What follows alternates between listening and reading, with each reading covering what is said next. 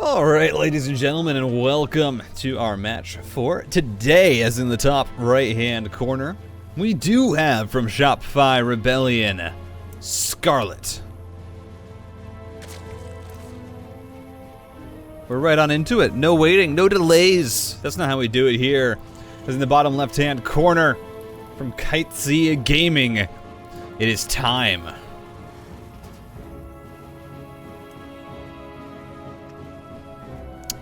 And this is, of course, from the DreamHack Last Chance Open Qualifiers.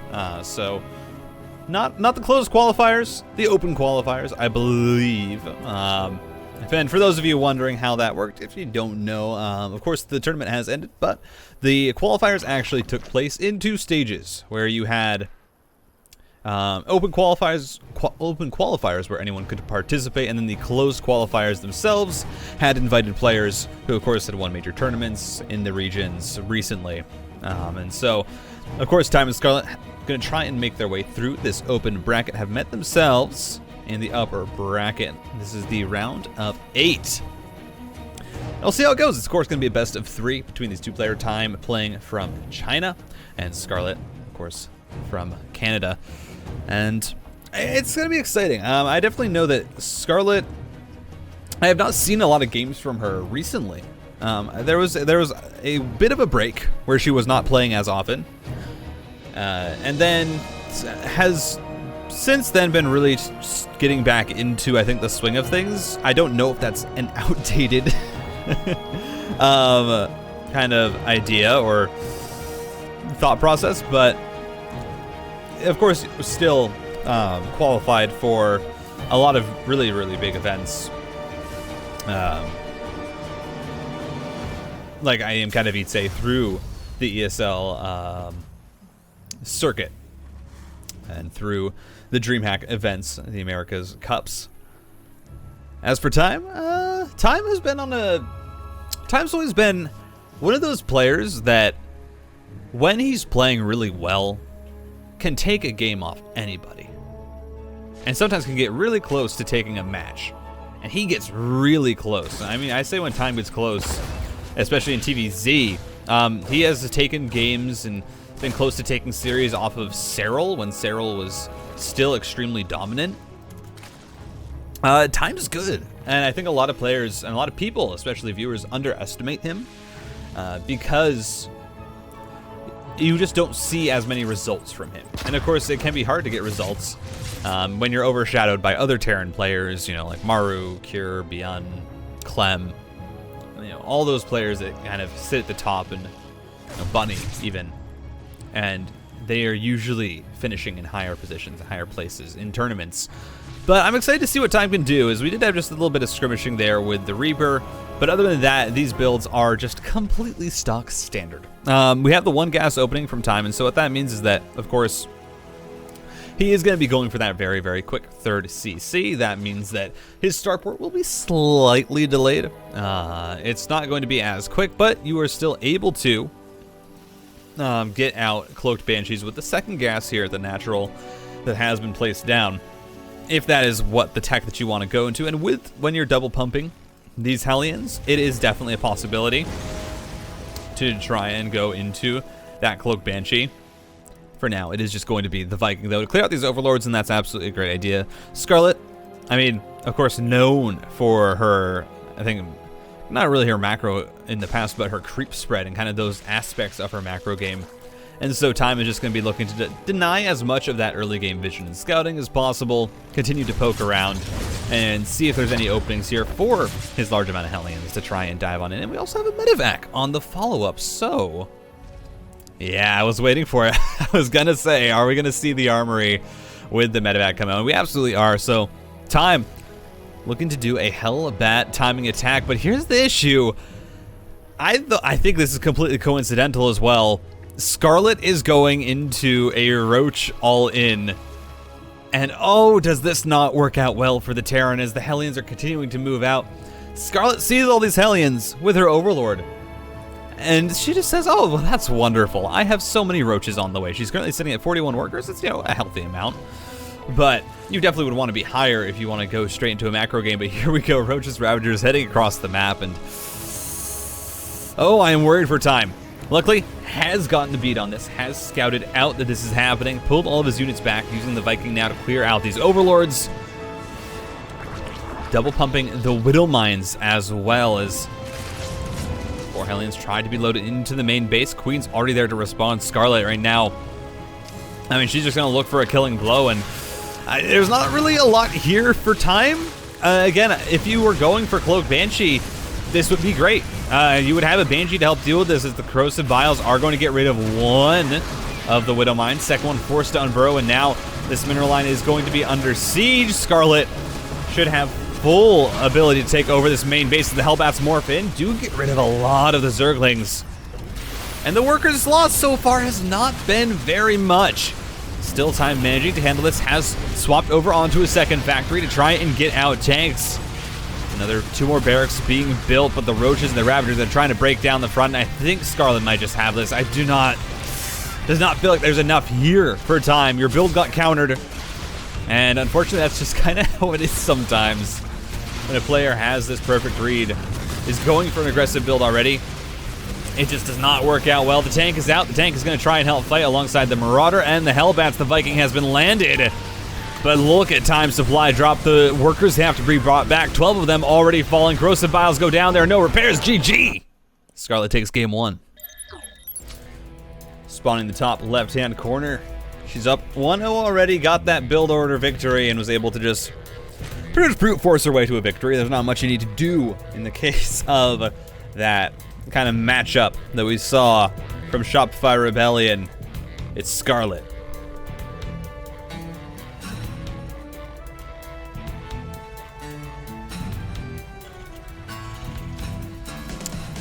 And in the bottom right, from Kites of Gaming, the course is time.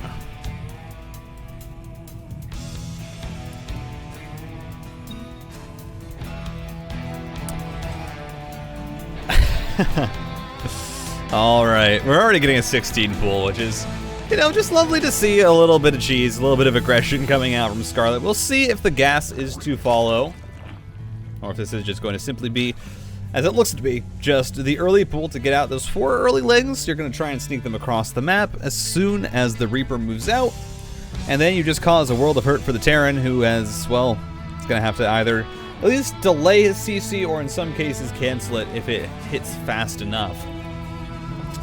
I like this move from Scarlett, of course, you know, just trying to get the aggression on early. Now, hello everybody, I am TitanOnFire. I know I didn't mention that at the start of this series, so if you stuck around past game 1, thank you very much. I'm actually doing 3 different replay casts at once.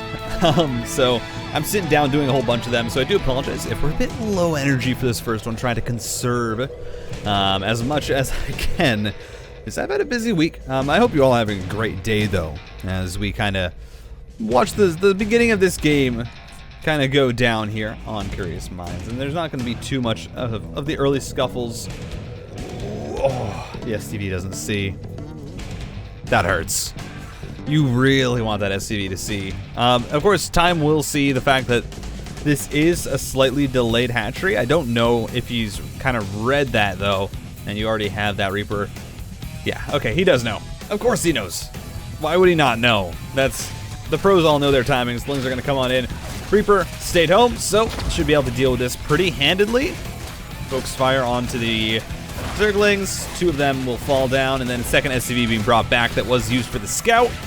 And time actually handles this extremely well. Not only is he not going to end up losing the CC, but gets rid of all of these legs as long as he micros the Reaper, which he absolutely will be able to do. Doesn't lose a single SCV, and there's only, I mean, a minor delay on his command center, and so that early investment not really ending up being worth it. You invest the 200 minerals and the drone into the early pool, the 150 minerals for the 6 lings. All in all, just not quite what you would want from this opener. This time is going to manage to at least delay this 3rd hatchery a little bit longer than Scarlett would like. Let's talk about Curious Minds a little bit, as that kind of kerfuffle is done. Curious Minds is a curious map, for sure. A very short rush distance, and so Sometimes you do actually end up seeing Hellbat attacks on this map. It's not too uncommon that a player will go for it, just because, hey, the rush distance here, it's fairly short. You're only going to be looking at, if this third was taken by Scarlett, you're looking at about a 16, maybe second walk across the map with the slower units, if you are unperturbed. And so you do see sometimes a few Hellbat all-ins, or Hellbat timing attacks. That's not going to be the case this game from time. Waited for that in game one, and has obviously decided, hey, probably not worth it, because I did just get straight up countered. Rather not risk that again. Instead, we are just going to be seeing the build that I thought he was going for last game, which is getting out those few early Hellions to help with the Reaper, and then going into the Cloak Banshee. This is as standard can get. It's a lot safer versus any sort of roach attack that the Zerg might go for. As this game, that Roach Warren is timed out a bit more normal, as some Lynx have found their way into the mineral line here. Gonna find 4, looking for a 5th SCV. So you end up sacrificing there. Another 12 Lings or so. But you get 5 SCVs, which is absolutely worthwhile for Scarlett. So trying to make up a little bit of that value that she lost early on. And now, gonna be able to get herself to a 10-worker lead. And one thing that I always like to mention about Curious Minds is that the map is small. It's kind of deceptively small. Because at first you think, oh, well, you know, these 3 bases are very close together. You know, there's only 6 or so bases per side of the map. And so that kind of is a bit of an illusion, though, because Curious Minds itself is a very open map. There's a lot of space for you to do whatever you want, and for you to look for surrounds, to look for all sorts of things like that when you're playing around engagements, and to look for these attack angles. And so that's why I'm going to say it's deceptively small, because it is a very wide open, very large map with just close together bases and a very sparse amount of them.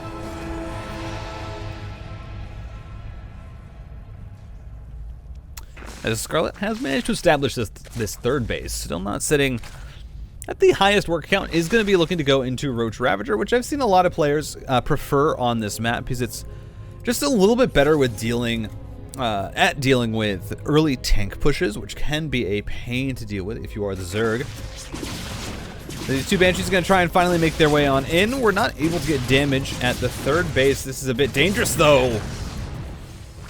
Time already loses the first one. That's going to even out those resources lost for now. That's 13 more Roaches on the way for Scarlett, looking to just really get into this Roach production, to get into this mid-game powerhouse that is Roach Ravager.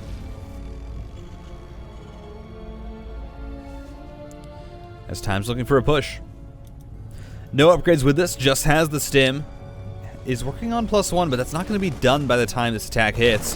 Mind you, the +1 is not going to be done for Scarlett either, but I don't think you want to risk going for it, especially with that scan going down. Time realizing that Scarlett has plenty there to defend. No. This Time tries to split off a few Marines. He's going to have to evacuate them out. Now Scarlett looking for an attack. There are 3 tanks here.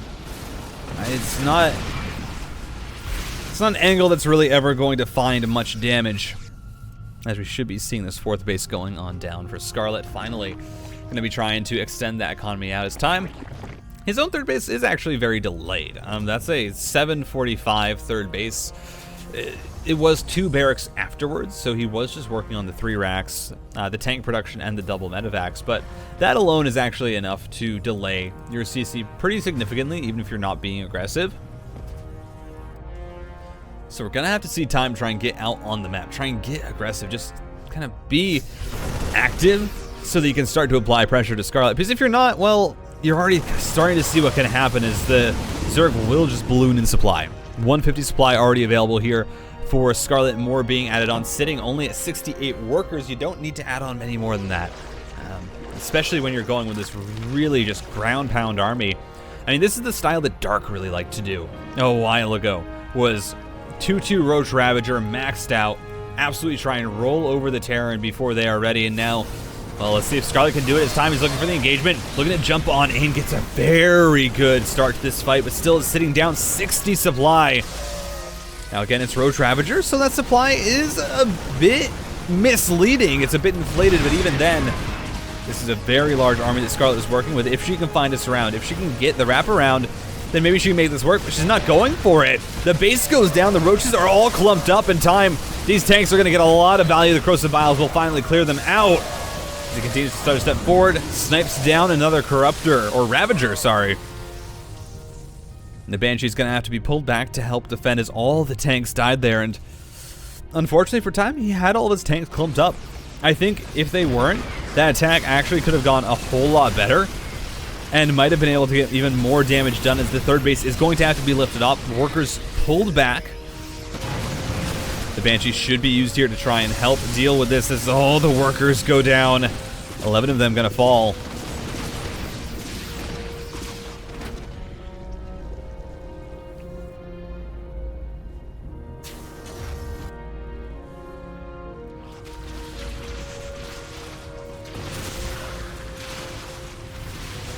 As 2-2 is done for Scarlett.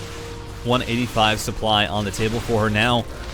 Gonna be looking to hit that maxed out attack. I mean, 72 workers, you're pretty much sitting on 3 full saturated bases. More being brought over to your 4th that is now gonna be morphing in once again. But this attack is gonna be deadly. It's gonna be Roaches, Ravagers. You're also adding in the Infestors. They do not have the Pathogen Glance upgrade, but they don't really need it when you get them out this early. And you already have the 2-2 Roaches with Glial Reconstitution. Time, he's got 1-1. His bio, it's not going to be that strong in trading. He was very late in getting up a second engineering bay, and so you see that in the offset timing of his 2-2 upgrades. He's still just sitting on this 3-base economy.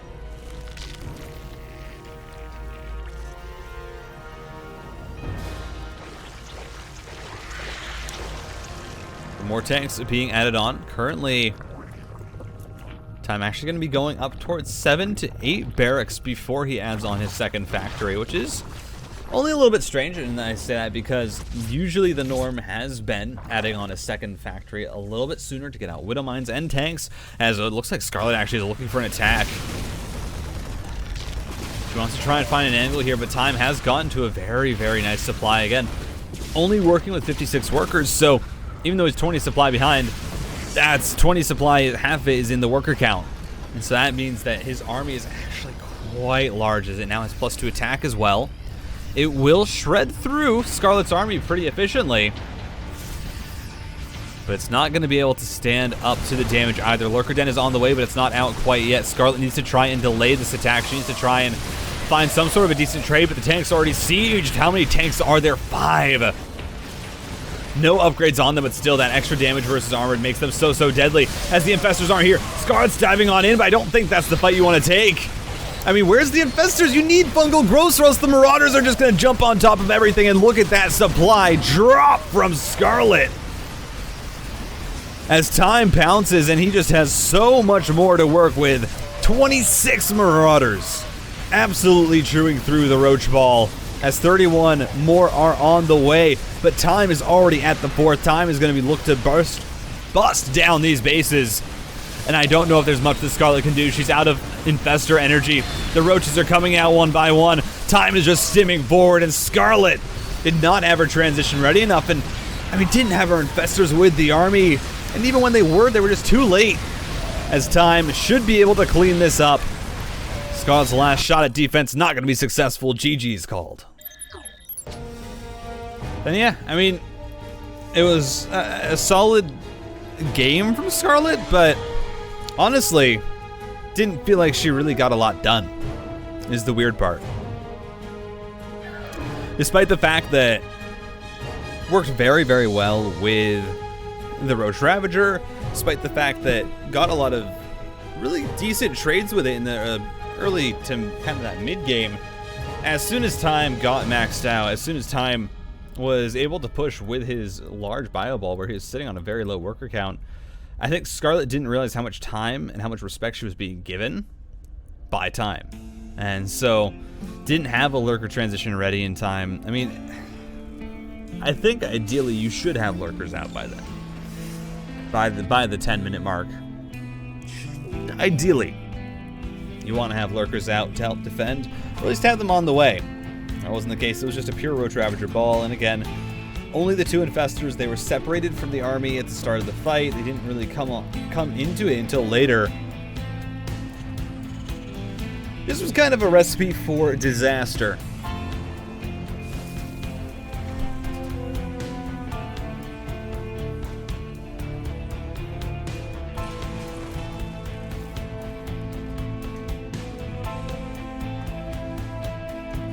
Apologies. Had a big stretch there. But we do have the Reaper heading across the map. Shouldn't be able to get too much done. I mean, first 2 links here a little bit staggered, but the Queen should be able to come on out. Again, this early micro battle never usually ends up resulting altogether that much. If a link goes down, that's actually usually a bit of an outlier. When there is a link kill, there's time. It's so close, but so far away from actually getting that patented or the desired link kill. Is the creep tumor 1 shot away as well. Time. 3 Zerglings within, 1 hit of a Reaper killing them. That 12 HP. These guns do. These guns do. A second gas is on the way alongside the starport. Again, going to be the fast 3rd CC build here from Time. Not looking to repeat last game, where of course he did have 3 CC before he went he went up to 3 barracks before adding on his 3rd command center. Did look like there was a pause there. Time probably getting a little bit of latency. But Time went for a much more aggressive build that didn't get a lot done, and he kind of got bailed out by the fact that Scarlett got stuck on Roach Ravager, which happens a lot. It's a composition that if you're not being aggressive with it, it loses value so quickly that you're just going to end up losing fights. And that's how it works. I mean, Dark, again, is one of the few players that I can think about that really makes it work, or has made it work in the past. As you see, Reaper there did go down. But that is, with Rogue and Dark especially, and I should mention Rogue because he also uses his roaches very well. They know the timings for it. They know how long the usefulness for the Roach Ravager is, especially in TVZ, and they will use it as the buffer, as the tank. But that is about it. Now we do see Time here. This is the same build he wanted to go for last game. Or game 1, but was denied by the blind counter of Scarlett, as it's going to be Hellbats and a few Marines just moving on out here. It's not a fully committed Hellbat attack. It is one that's trying to get a response, and that is it. It is trying to get a response. It is trying to get a decent trade, and hopefully that will be enough to make it worthwhile, because behind this Time does have his 3rd command center, morphing into an orbital. That is already finished up. Well, that's how that's just going to waddle on out.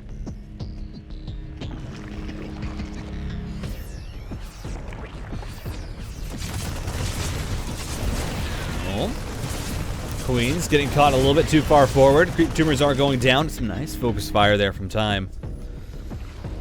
Just making sure that he's able to get the trades.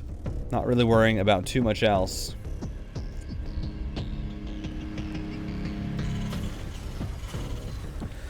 And it looks like we're going to be having pretty much a completely standard game from this point on. Stimpack on the way. Additional barracks being added on for Time. Is going to be going into the Tech Lab. Okay.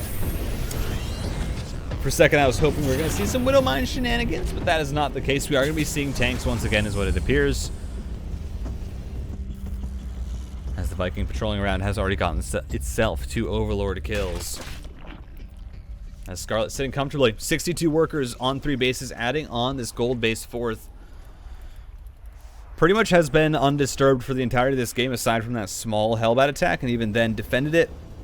Didn't really take any damage, had enough Queens to just deal with it easily. So again, it wasn't very committed from Time, who is working on his +1/+1, working on his stim packs. Scarlett starts up another round of 11 to 10 drones. Absolutely, I mean, she knows she has the time. She's being given the respect. Can just try and macro up from this position as much as possible, as she's working on her +1/+1 for Ling Bane, as well as that Baneling nest. Centrifugal hooks on the way. Viking being annoying, should get cleaned up, forced away.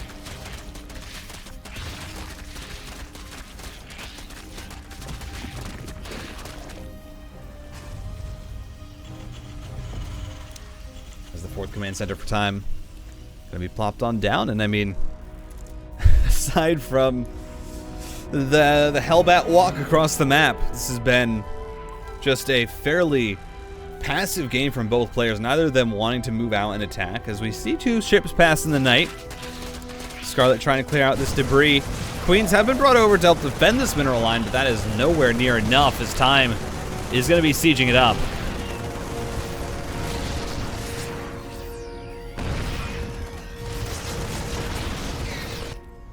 Zerglings making their way across the map, going to look for a counterattack. Already Marines back at home, going to find their way into the choke point. Scarlett should be able to eventually break through, maybe, but she has to pull away even without any medevacs there. Back on the other side of the map, the base is under siege. The singular tank getting so much value, but here's the wraparound from Scarlett. Time might just have to lift on up and get out as all the focus fire. Oh, Time. That was glorious. 8 workers go down at home. 2 of those Zerglings that made their way into the 3rd, but it might not matter because Time is trying to just power push this down. He's going to back on up, but oh, that focus fire. Absolutely delectable. Now Scarlett has to rebuild this base, has transferred her workers over to her 5th.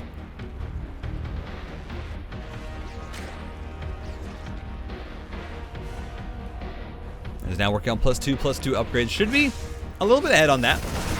Luckily with Ling Bane, when you are just going straight Ling Bane, you actually do get your upgrades a little bit faster than that of the Terran, who's having to spend a bit of his gas, of course, on additional upgrades, as the focus fire is good. Oh, and the pickup just in time for Time, who is now sitting up ahead in supply. Scarlett is going to make another round of Zerglings and workers. Still is not going to be enough to put her in the lead, as we do have a Baneling run by that has been set up. We also have Time pushing the front.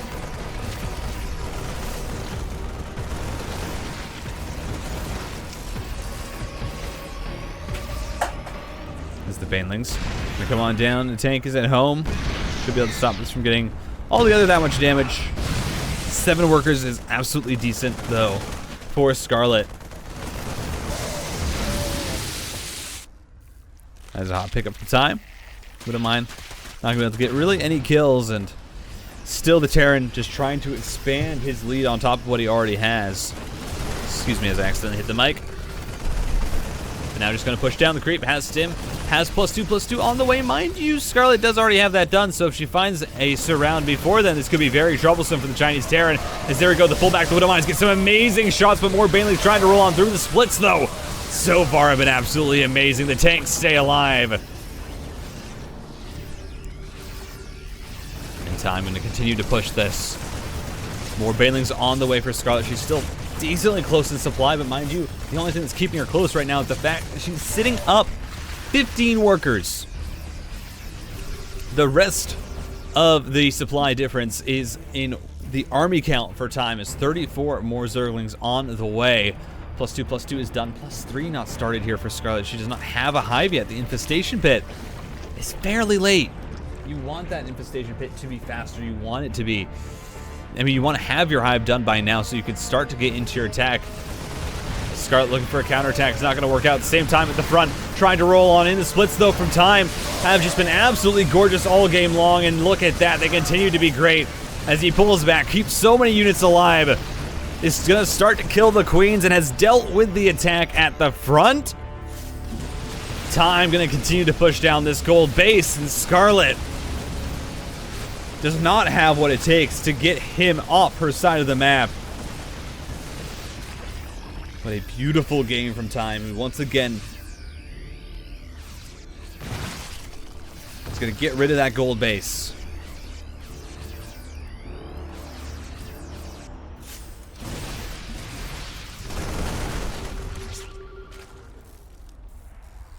It's Time now. Pushing 2 locations at once. Pulls his top army back as the bottom one is going to go in to try and get a cancel on that morphing hatchery. Is able to do so. Now I'm going to set up a Widow Mine just to be annoying. As... What is this? What is this production? What is this production? 4 Marauders at a time? That's... Oh, GG. Yeah, that's fair.